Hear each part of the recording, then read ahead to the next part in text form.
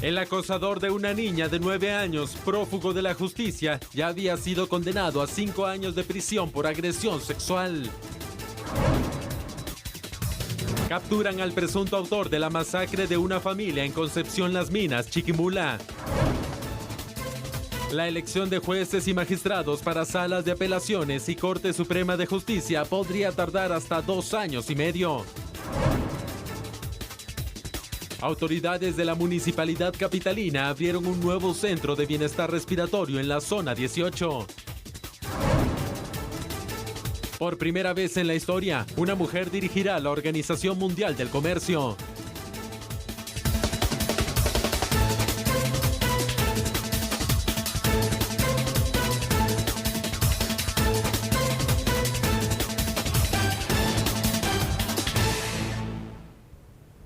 Muy buenas noches, sea usted bienvenido a su programa A la Medida. Es un gusto poderles acompañar en el análisis junto a Julio Talamonti. ¿Cómo estás, Julio? Muy buenas noches. Sandy, buenas noches para ti, buenas noches para usted.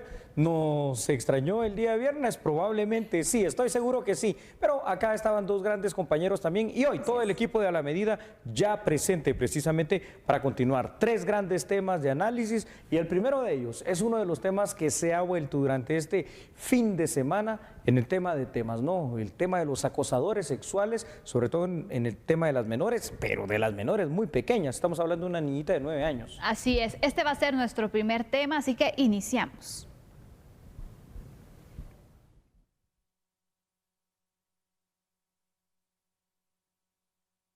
Precisamente este fin de semana cuando se denunció a un hombre en San Marcos que acosó a una niña de tan solo 9 años. En seguimiento a este caso, la Policía Nacional Civil ha ubicado el vehículo en el que se transportaba este hombre y lo ubicaron en Baja Verapaz.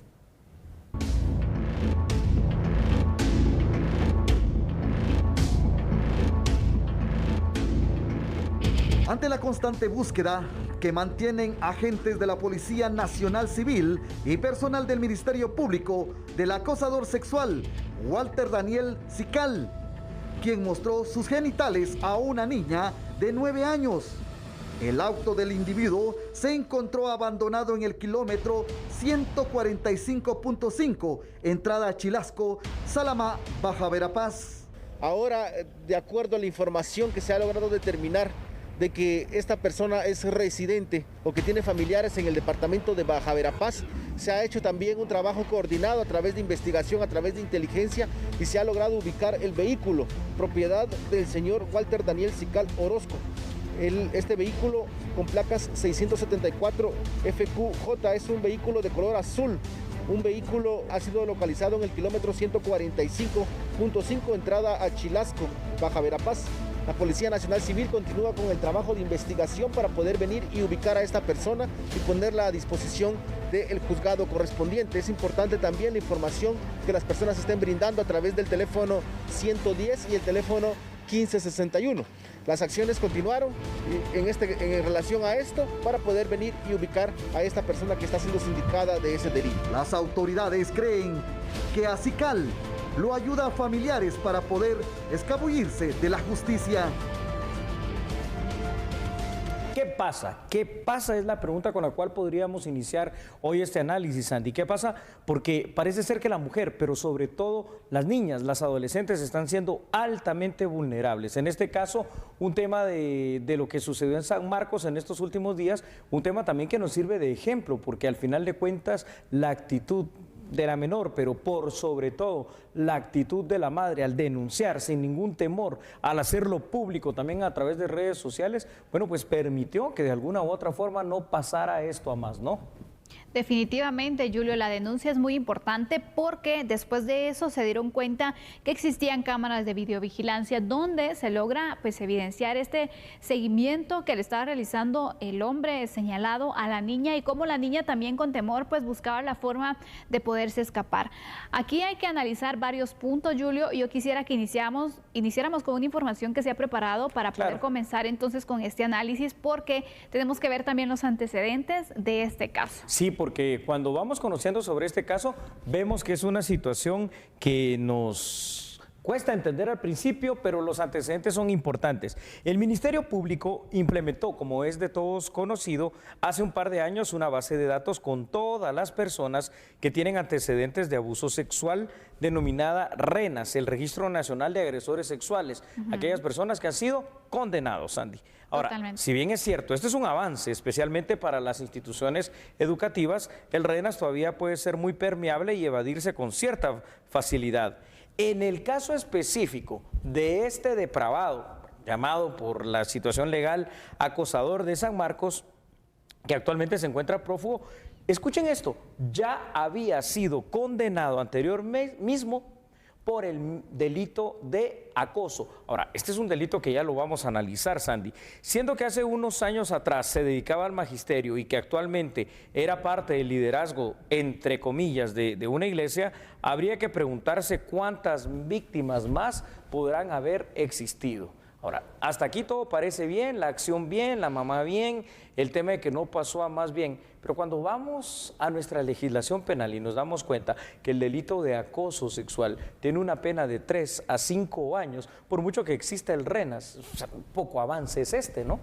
Totalmente, Julio. Vemos entonces la necesidad que existe de ir fortaleciendo también las condenas y las acciones que se pueden implementar contra estas personas que acosan de diferente forma a una mujer, a una niña. Es complicado porque imagínate, veamos el escenario donde ocurrió esto.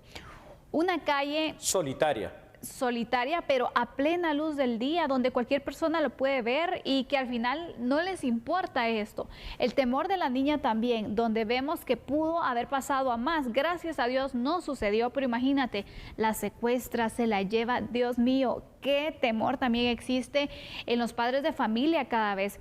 Y aparte de ello, cuando vemos la persona, el antecedente que tiene, pero sobre todo también la actividad a la que se dedicaba, pues también pone mucho en qué pensar, ¿no? Sí, porque una persona que en todo momento ha estado en contacto con niños, en contacto con niños desde su actividad magisterial, en contacto con niños desde su actividad, llamémosle así, religiosa, y esto realmente no puede ser. Ahí vemos que el RENAS, si bien es cierto, es un avance, es permeable, porque ¿quién se está enterando de esta situación? Aparte de esto, y esto ya también, por favor, para el análisis suyo en casa, para el análisis acá en el estudio, y sobre todo para el análisis de los 160 diputados de la 9ª legislatura. Estamos viendo la vulnerabilidad alta en estos últimos meses, que ya no son días ni semanas, meses, de la mujer y de las niñas y adolescentes. Quiere decir que estos delitos que van con la incidencia sexual tienen que revisarse para aumentar las penas. Lo voy a poner en otro contexto. Un delito de 3 a 5 años es considerado por la legislación penal un delito menor, un delito conmutable. Este sujeto ya había sido condenado y tras el pago de 5 quetzales al día por el tiempo de los 5 años, que pues a la sazón suma alrededor de 9,000 quetzales, pues pudo obtener su libertad nuevamente a pesar de que se declaró culpable y no pisó la cárcel, y más bien continuó reincidente, porque no creas que con esta niña de 9 años ha haber sido la única vez. ¿Cuántas más no habrán pasado por esto? Este fue el caso que se denunció y el caso que también se logró evidenciar con las cámaras de seguridad. Pero vemos entonces el actuar, ¿no?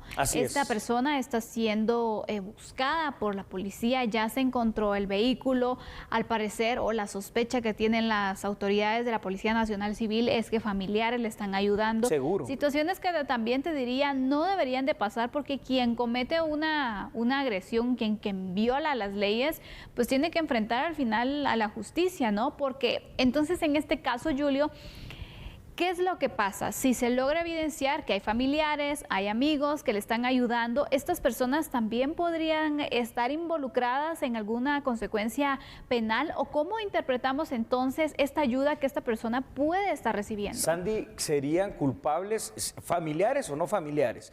Quienes le estén ayudando, porque seguramente le están ayudando, y ojalá nos estén viendo, ustedes, si lo están haciendo, son culpables de un delito que se llama encubrimiento, y ese delito ya no es un delito menor, ese delito ya no es conmutable, así que ojo con esa situación. Entonces, tengamos en consideración que si alguien ha visto a este sujeto, conoce en dónde está o lo está protegiendo, este es momento de no seguir digamos, apañando esta situación y entregarlo, denunciarlo a las autoridades. Las autoridades se movieron rápidamente. Fíjate que yo una de las cosas que aplaudo tanto en este caso, que es difícil que yo aplauda algo, hay que decirlo, porque precisamente se trata de evidenciar algunas cosas que no se hacen bien para poder cambiarlas, es que rápidamente actuó el Ministerio Público, pero más rápidamente actuó la Policía Nacional Civil y el Ministerio de Gobernación le está brindando ya la protección debida a la menor a través de la protección a la familia. Y esto es muy importante. Ahora, no podemos esperar también que esta protección se traslade a todas las familias guatemaltecas porque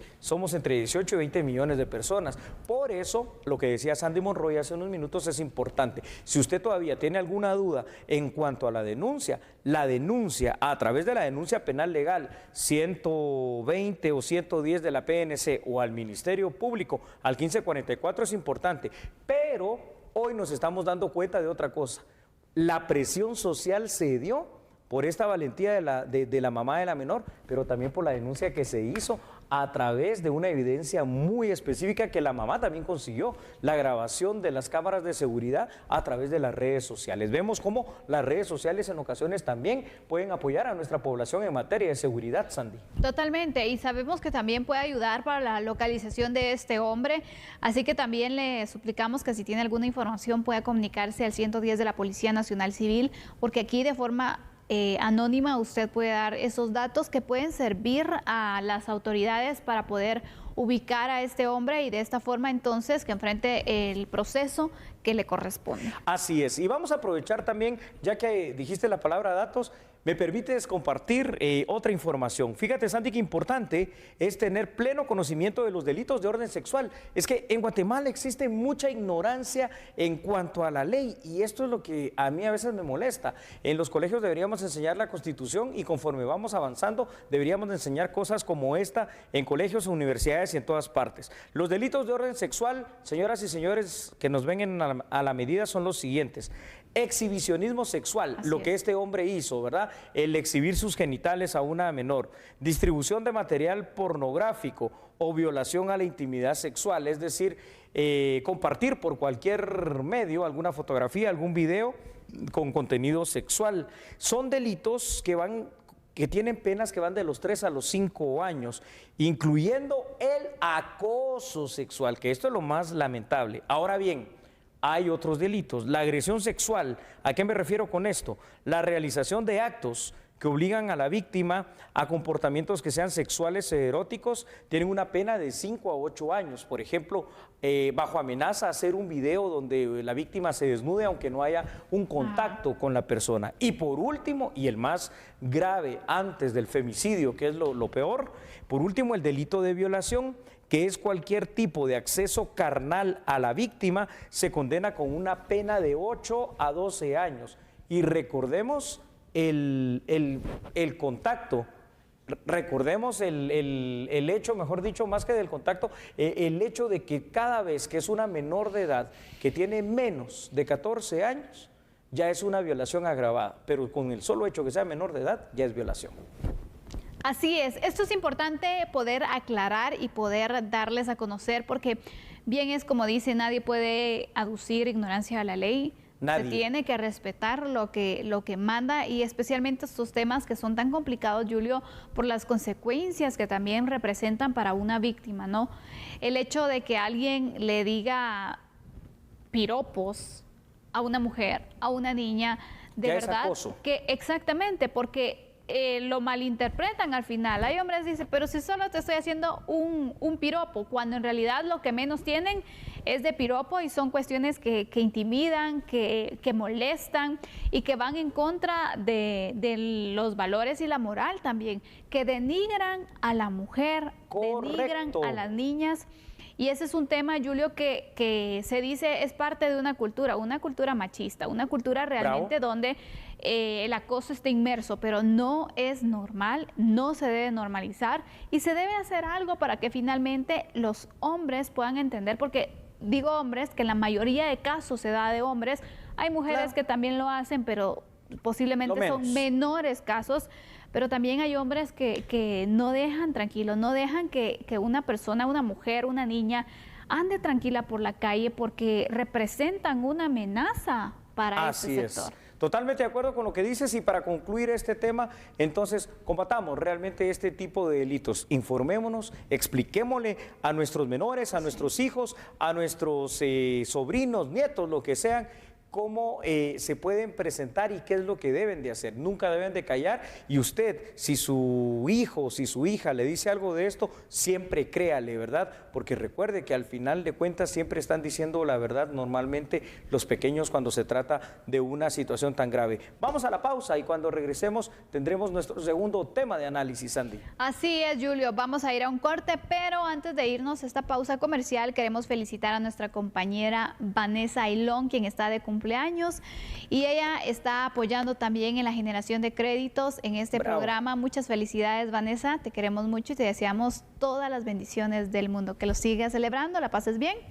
Ahora sí, vamos a la pausa. Claro que sí. Vanessa, un abrazo de todo el público de A la Medida. Vamos a la pausa, como dice Sandy Monroy, recuerde que nosotros somos A la Medida.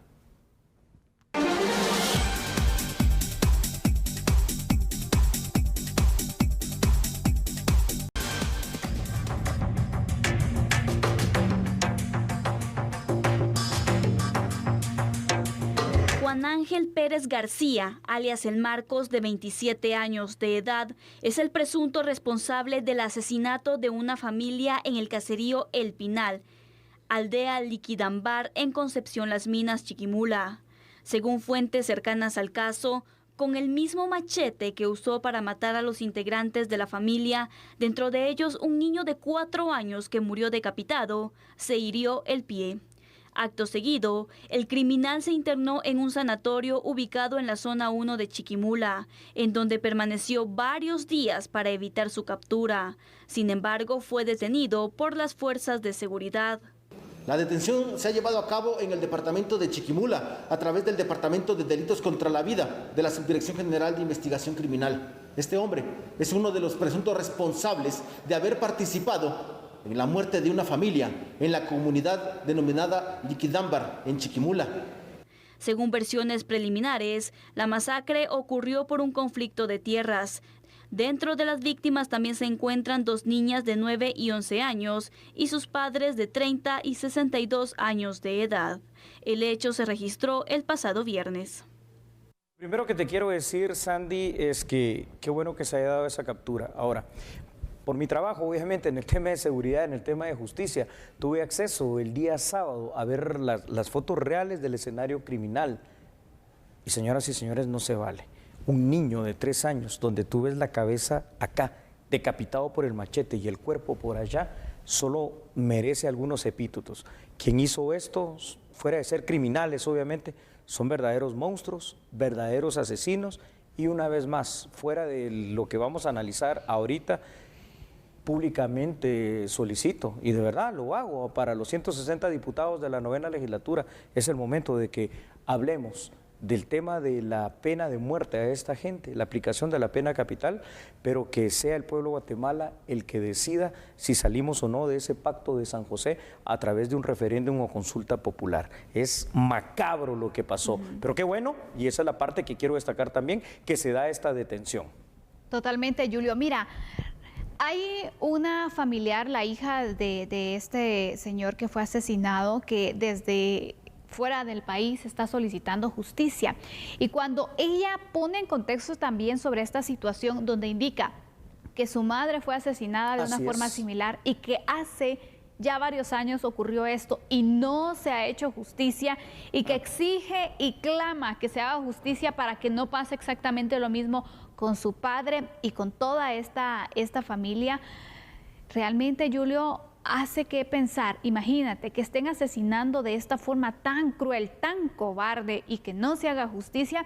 Yo creo que en este punto las autoridades sí o sí deben ir avanzando también, deben ir dándole celeridad a este tipo de casos. Totalmente, Sandy, porque la impunidad es lo que ya no puede seguir pasando en Guatemala. Por eso también me parece muy bien que se hayan seguido unas líneas de investigación pertinentes, y vemos ahí a la Policía Nacional Civil efectivamente haciendo la captura de este presunto responsable. Vamos con los primeros datos que hemos preparado para usted, por favor, que están allí a la vista de todos. Sandy, fíjate esto, el delito de asesinato como todos lo sabemos, es uno de los denominados homicidios calificados en nuestra legislación penal y se sanciona con una pena que oscila de los 25 a 50 años de cárcel. En el caso de la masacre ocurrida en Chiquimula, a priori se puede presumir, te digo, Sandy, acuérdate que pues tu servidor impartía criminología y criminalística, no es un solo autor material. Para matar a 5 personas no es suficiente una persona.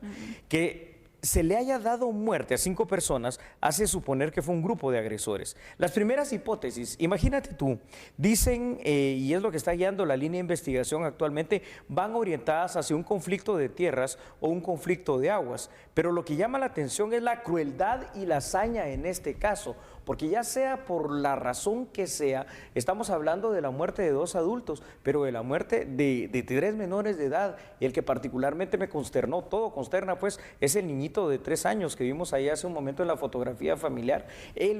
Contra él se ensañaron tremendamente al decapitarlo, literalmente. Julio. Entonces, si son 5 personas en la casa, alguno hubiese huido, alguno hubiese gritado, alguien hubiese pedido algún tipo de auxilio si solo fuese un agresor. A mí me da realmente la primera hipótesis personal en pensar que fueron varios los autores materiales de este hecho y no sabemos los intelectuales. Yo coincido contigo, Julio, porque en este caso se nota que hubo un seguimiento, que ellos sabían justo en el momento cuándo entrar y cuándo hacer esta masacre.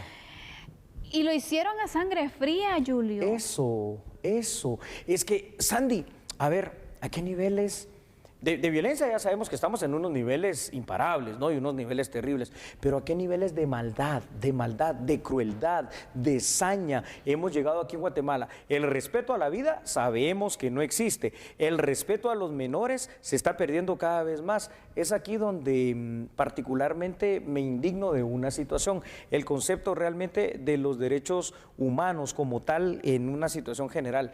Es cierto, muchas personas que, bueno, muchas, digo, no tampoco, algunas personas que cuando digo y hablo de la imposición y reactivación de la pena de muerte me dicen, mire, pero recuerde los derechos humanos. Sí, yo les digo algo, el artículo 3 de la Constitución habla del derecho a la vida, lo mismo habla del artículo 2, pero el derecho a la vida es para las personas como usted, para las personas que son personas de bien, personas trabajadoras que no delinquimos y personas que tratamos de ganarnos la vida en el día a día y hacer crecer este país. Pero para delincuentes que hacen este tipo de hechos de barbarie, porque es que, hombre, Sandy, ni en el lejano oeste se hacía esto, ellos no merecen otra cosa más que la aplicación de la pena más fuerte, que es la pena capital, la pena de muerte. Totalmente, Julio. Nuevamente entonces se lanza ese análisis y esa petición. Pero yo no sé qué está pasando, Julio, porque ya van varios casos que se registraron. En enero se dio uno donde, recordemos, una niña de 3 años. Correcto. Todo lo que pasó, recientemente se dio un caso, ahora se da esta matanza. Sharon.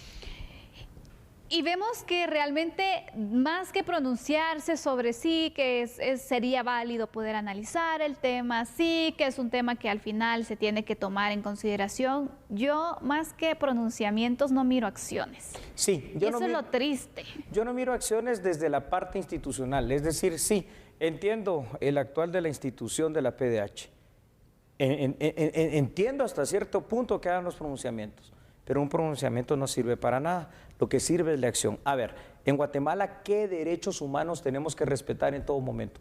Los derechos humanos de usted, del guatemalteco de bien. Y por supuesto, por los derechos humanos, cuando se comete un hecho delictivo que tenemos que velar, es por los derechos humanos de las víctimas, Si los victimarios tuvieron la sangre fría, la monstruosidad de hacer una matanza literal donde matan a 3 menores y a 2 adultos, señoras, discúlpenme ustedes, pero los derechos humanos de estos asesinos no son los que tenemos que defender. Tenemos que defender los derechos humanos de toda la sociedad guatemalteca que clama justicia, que clama que no haya impunidad y que clama la aplicación de una pena que efectivamente sea lo suficientemente fuerte y coercitiva para que esto empiece a frenar, para que esto empiece a amainar. De lo contrario, Sandy, no quiero saber ni pensar qué pasaría dentro de unos 5 o 10 años aquí en nuestro país. Totalmente. Hay más datos, Julio, para poder seguir ampliando este análisis. Claro que sí, Sandy. Impactante es poder observar el escenario criminal. Como te digo, la parte que a mí más me afectó fue la del niño de 3 años literalmente decapitado. La captura de este individuo, ¿sabes a quien se le denomina alias el Marcos? Puede servir para tener líneas de investigación más precisas e información contundente a efecto de identificar al resto de responsables. Como en casi todos los crímenes existen los autores materiales y evidentemente, Sandy, para la planificación de una masacre como esta, tiene que haber por lo menos algún autor intelectual. Ahora, se espera por parte de las autoridades de justicia y seguridad que puedan inmediatamente poner tras las rejas a los responsables y que este caso no quede en la impunidad. Te puedo hacer una pregunta que es una pregunta atroz, pero que debo hacerla. ¿Qué pasa si la captura de este tal Marcos que vimos ahí en pantalla resulta ser que sí es uno verdaderamente de los autores materiales? Y él dice, ¿saben qué? Yo les puedo dar la información de quiénes son los intelectuales y el resto del grupo y del equipo que hizo esta matanza, pero quiero el beneficio de ser un colaborador eficaz. ¿Qué hacer en ese caso? Ahí es donde ese tipo de figuras penales, a mí lo que me parecen es una perversión para el sistema de justicia penal guatemalteco.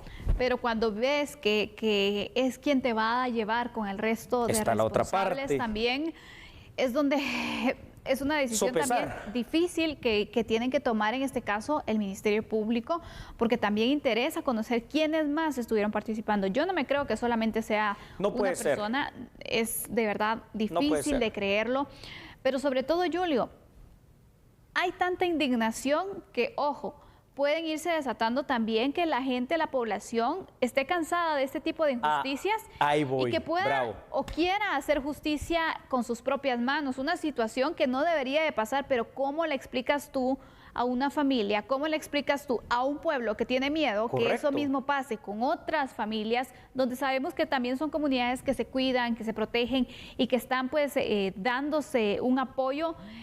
Eso es lo que puede pasar también si no se hace nada. Analicemos guatemaltecos y analicemos aquí, voy otra vez con las autoridades, seguridad, justicia, pero voy sobre todo al Congreso de la República para ver estos cambios. Es decir, escuchen el clamor popular. El clamor popular es que esto ya no pase. Estoy de acuerdo que la pena de muerte no es la solución total, pero sí es parte de la solución. Si no hacemos algo, y tiene que ser en este momento algo muy contundente, Sandy, lo que tú dices, es decir, que el pueblo de Guatemala empiece a llegar a un nivel de cansancio que quiera hacer justicia por la propia mano, ahí sí caemos en una barbarie, porque entonces ese sí es el verdadero ley del talión del ojo por ojo, diente por diente, porque ya es el pueblo de Guatemala cansado quien se convertiría en, digámoslo así, en un verdugo de criminales, que tampoco se trata de eso, porque para eso está la figura coercitiva del Estado, la figura de la ley, de la norma. Señoras y señores, había gente este fin de semana que me estaba debatiendo cómo usted, que se supone que sabe de derecho, que es abogado, que aquí, que allá, está defendiendo la pena de muerte. Revísenlo. Artículo 18 de la Constitución, por favor,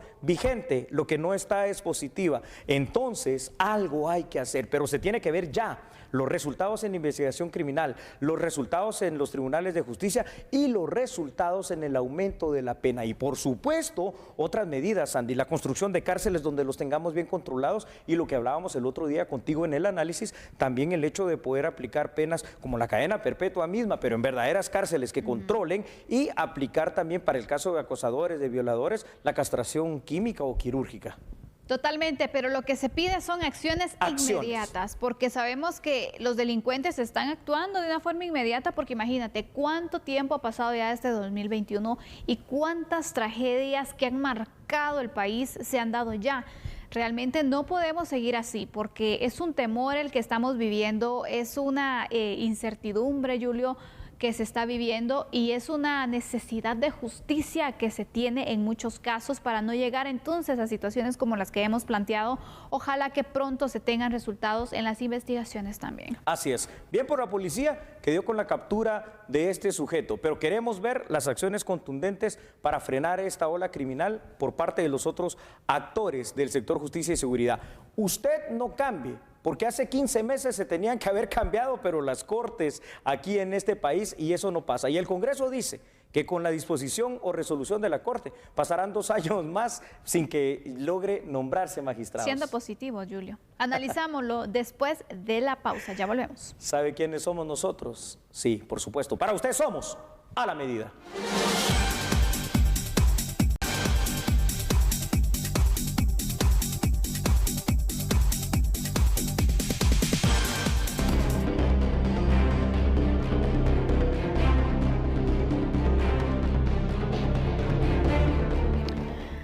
Más de 2 años para elegir a magistrados de salas y corte. Dios mío, ya llevamos más de 1 año de atraso, Julio, imagínate. ¿Eso representaría entonces qué, 3 años? Sí, llevamos más de 1 año de ilegalidad. Aquí hay que hablar como es, ¿verdad? Tú lo pusiste muy bien en contexto, porque los periodos o plazos constitucionales son perentorios. En derecho eso significa que son plazos máximos, no prorrogables y no posibles de ampliar. Si a esto le sumamos lo que hoy los jefes de bloque del Congreso dijeron, que por la resolución emitida por Corte de Constitucionalidad, cambiando el procedimiento establecido para la elección de magistrados de Sala de Apelaciones y de Corte Suprema de Justicia, hay que discutir sobre cada uno de ellos y votar a viva voz, levantando la mano en un procedimiento arcaico, cuando ya en el Congreso de la República de Guatemala, como en casi todos los países, esto se hace de manera electrónica. Es allí donde tú dijiste, y voy a recalcar tus palabras, en el mejor de los casos, en la parte optimista, tardaría todavía un par de años más, porque recuerden ustedes algo, el Congreso de la República sesiona martes y jueves, el resto de días los diputados pues atienden a las personas que los eligieron por sus distritos o por el listado nacional. Es decir, casi terminamos el periodo completo de esta magistratura, que es ilegal porque es la continuidad de la anterior. Qué terrible. Terrible, Julio. Y eso también siendo optimistas en el sentido que el Congreso priorice la elección de corte. Porque también sabemos que se ha estado agendando, pero 1, se rompe el quórum, 2, al final entonces no avanza también en las sesiones. Entonces, si sigue esta situación donde se den otras sesiones, donde se rompa quórum, sabemos entonces que no se va a ir avanzando. Estos 2 años y medio que se está diciendo que podría durar, podría ser muchísimo tiempo más, Julio. Y sumado a los 15 meses, terminamos claro, el periodo. Imagínate, son 5 años, ¿no? Sí. Los que deben estar. Imagínate, qué difícil también y qué inseguridad la que se maneja también, Julio, porque ni siquiera nos garantizas que sí, en 2 años y medio se dé una elección y se tengan ya a los magistrados de las diferentes cortes. Eso es correcto, Sandy. Una decisión o una situación que complica también el trabajo en el Congreso y que pone en apuros a los diputados. Y todo esto, ¿por qué? Porque la Corte de Constitucionalidad lo decidió así. Yo pregunto, Julio, ¿será acaso que los magistrados de la Corte estarían conscientes o conocerían entonces lo que implicaba que se hiciera la elección de esta forma? Sí. Porque, Dios mío. Sí, y completamente sí, porque aquí ya no se trata de cuestiones de derecho. Ellos rompieron la propia Constitución, rompiendo el procedimiento establecido, lo cual ya per se debería de ser una resolución nula ipso iure de conformidad a la misma Constitución. Yo no sé qué pasa en el Congreso que no hacen valer esto, ¿no? Ahora, lo dramático de este tema, Sandy, es que hay personas muy idóneas que presentaron tal vez con la seriedad del caso su currículum, su hoja de vida, y a este punto pues ya estarán ya pensando en que esto nunca se va a resolver. Pero fuera de eso, nosotros los guatemaltecos y en el mundo nos ven como un país sin certeza jurídica y con un sistema de justicia destruido, con una constitución que, si bien es cierto requiere cambios, es muy buena, pero no se cumple ni se respeta, particularmente por las mismas autoridades. Exactamente. Sin duda alguna es un tema que ya nos ha hecho hablar muchísimo y cada vez salen más cosas, Julio, como el tema de la tardanza que se va a tener en esta elección. Y es que recordemos entonces también, para ponerle a usted en contexto de por qué se llevaría tanto tiempo para poder elegir entonces a los magistrados de salas y a los magistrados de la Corte Suprema de Justicia, porque tiene que ser de viva voz, es decir, vamos a retroceder varios años a la década de los 80, 70. en las elecciones que se realizaban en el Congreso, que así al final se llevaban a cabo. Ahora existe la facilidad, la tecnología de tablero electrónico donde queda guardado el registro de quienes votaron a favor o en contra, y de esta forma también tener algún tipo de amparo, ¿no?, al momento de las elecciones finales, pero no se quiere hacer así. Es decir, cada diputado tiene que razonar su voto y esto entonces es lo que va a quitar tanto tiempo. Lamentablemente así es, Sandy. Vamos a mostrar unos datos de contexto para que usted pueda acompañarnos en esto que estamos analizando con Sandy Monroy. Fíjate, Sandy, televidentes, 270 candidatos en esa depuración a Corte de Apelaciones. Los diputados deben elegir De esos 270 a 135, pero hay que votar por los 270. Exacto. En verdad, 135 magistrados titulares y 90 magistrados suplentes. Mientras que de 26 candidatos a Corte Suprema de Justicia se debe hacer el mismo tema de discusión para elegir 13 titulares y 13 suplentes. Dentro de los profesionales que en su momento se postularon para estos altos cargos, estoy seguro, Sandy, que se encuentran personas honorables, personas idóneas, pero está lejos el que puedan ser electas. No solo nos referimos al tiempo, que a través de este procedimiento se estima en al menos un par de años, sino que también a los intereses que predominan en esta elección, porque aquí hay que hablar siempre con la claridad del caso. Sandy, esto ya no es jurídico, esto ya no es legal, esto ya no es cuestión de idóneo o no idóneo, de honorabilidad o no honorabilidad. Este precedente que da miedo en el sistema de justicia porque nunca había pasado, es parte realmente de agendas, de intereses, de grupos o sectores de poder y de presión que al final de cuentas tienen un interés solo, controlar y dominar las cortes, porque recordemos lo que sabiamente Napoleón Bonaparte dijo en su momento. Napoleón dijo: empecé a gobernar cuando controlé los jueces, y este principio es totalmente válido, y ahora estos grupos realmente que están polarizando a la sociedad guatemalteca lo están haciendo, politizando completamente la justicia en Guatemala. Totalmente, Julio. La pregunta aquí es, 2 años y medio aproximadamente, si tiene un buen ritmo de trabajo también en el Congreso, donde se vaya a priorizar el tema de la elección, porque sabemos que si hablamos de prioridades hay muchos temas pendientes. ¿Correcto? Tratar la situación de la pena de muerte, tratar la situación de endurecer penas también por ciertos delitos que se han ido disparando también. De acoso sexual. Hay tantas prioridades que no sabemos entonces si el Congreso va a pasar 2 años y medio únicamente conociendo esta elección. Entonces, ¿pasarán esos 2 años y medio o renovar la Corte de Constitucionalidad? Ojo, al Congreso, a la 9ª legislatura le quedan 3 años todavía, pero primero se va el Congreso y no cambia la Corte.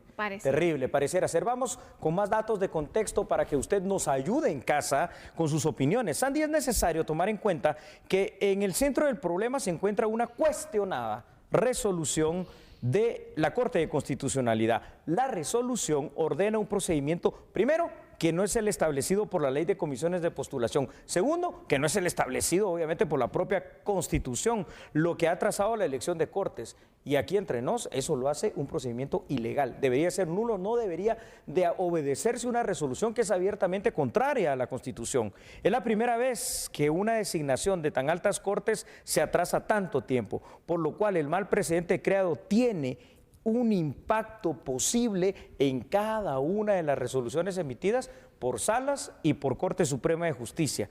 Asimismo, Sandy, esta problemática nos deja ver la urgente necesidad de la reforma. En cuanto al proceso de nombramiento de magistrados, se debe privilegiar la experiencia a través de la carrera judicial y se debe privilegiar el conocimiento a través de carreras, por ejemplo, académicas dentro de las universidades del país. Lo que a mí de verdad me da miedo en este tema, porque nadie parece decir nada, todos parecen que esto estuviera normal.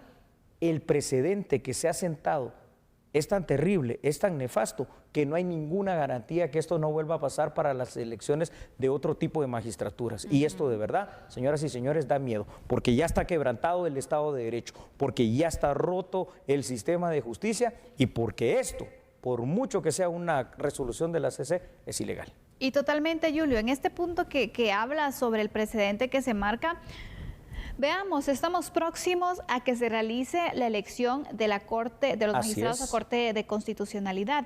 Este podría ser precedente. Vamos a ver, nada nos garantiza que al final sí se dé esa renovación, esa elección. Quizás. Porque puede extenderse también. Quizás sea uno de los objetivos, y se lo estamos diciendo desde ahora en la medida, señoras y señores, ciudadanos guatemaltecos, para que tomemos conciencia de esto. Quizás sea uno de los objetivos dentro de esta politización de la justicia, el permanecer en el cargo, porque estoy seguro que cuando se hagan las elecciones y la selección de los candidatos que van a quedar electos para la Corte de Constitucionalidad, como ya pasó con quienes fueron electos, por ejemplo, por el canje en su oportunidad, que no se les dejó tomar posesión, entonces seguramente lo mismo va a pasar aquí en estas cortes. Y ahí, señoras, estamos constituyendo una verdadera dictadura. Nosotros no queremos dictaduras, decimos, pero pensemos esto, esta es una dictadura constitucional, un fraude de ley, una situación que de alguna manera parece legal y no lo es, y que ha roto todo lo que es nuestro sistema de justicia.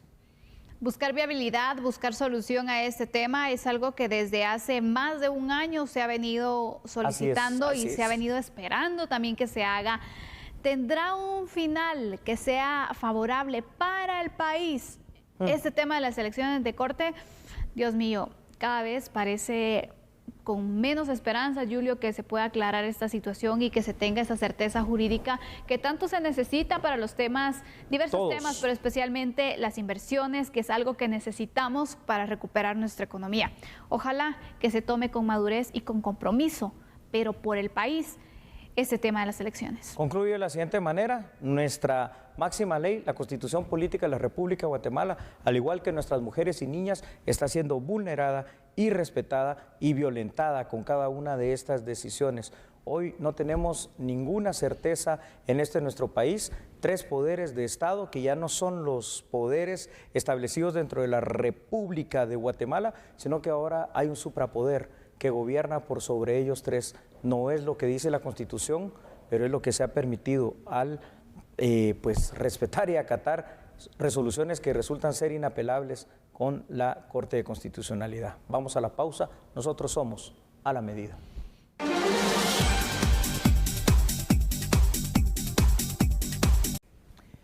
Bueno, vamos con la siguiente información.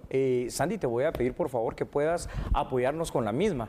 Así es, Julio, porque en este momento le damos a conocer entonces lo que ha llevado a cabo la Municipalidad de Guatemala, porque en el Parque La Barreda, ubicado en la 7ª calle y 14 avenida de la zona 18, fue instalado el campamento Centro de Bienestar Respiratorio Móvil número 39. Según las autoridades de la comuna capitalina, ya se han atendido a más de 20,000 personas y en los 4 centros donde realizan hisopados se han detectado 2,000 personas con COVID-19.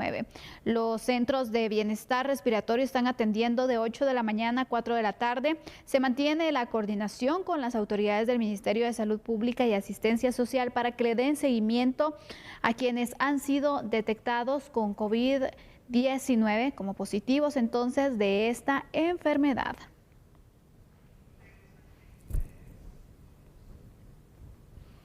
Y cambiando de tema también, el Ministerio Público ha ratificado la denuncia y solicitud de antejuicio en contra del alcalde de Misco, Neto Brand. Representantes del ente investigador acudieron ante el Tribunal de Sentencia de Misco para ratificar la solicitud de antejuicio en contra del alcalde de la localidad, Neto Brand. El jefe edil es señalado por el MP de haber contratado supuestamente de forma irregular en la comuna misqueña a una persona que habría prestado un título universitario falso. El MP considera que Brand supuestamente abusó de su cargo para dar instrucciones en la comuna del lugar para que se contratara a dicha persona. Por su parte, Brand ha señalado que no se procedió a la contratación de dicha persona al no presentar los documentos que respaldaran sus registros académicos. Para este martes se tiene previsto que el alcalde municipal se presente a las 14 horas ante el juez pesquisidor para entregar las pruebas de descargo. Siempre es un alto honor contar definitivamente con su sintonía. Mañana a las 21 horas, aquí lo esperamos, por favor, porque estamos para servirle en A la Medida. Así es, gracias por acompañarnos, estar pendientes y bueno, queremos nuevamente felicitar a Vanessa por su cumpleaños. Un abrazo, Vanessa, sigue trabajando como lo haces, con mucha dedicación. En nombre de todo el equipo te deseamos lo mejor, así que nos despedimos también y quiero enviar un saludo muy especial a todas las personas de Izabal que este fin de semana me recibieron. Gracias por su hospitalidad. Ahora sí, feliz noche. Buenísimo. Chao, buena noche.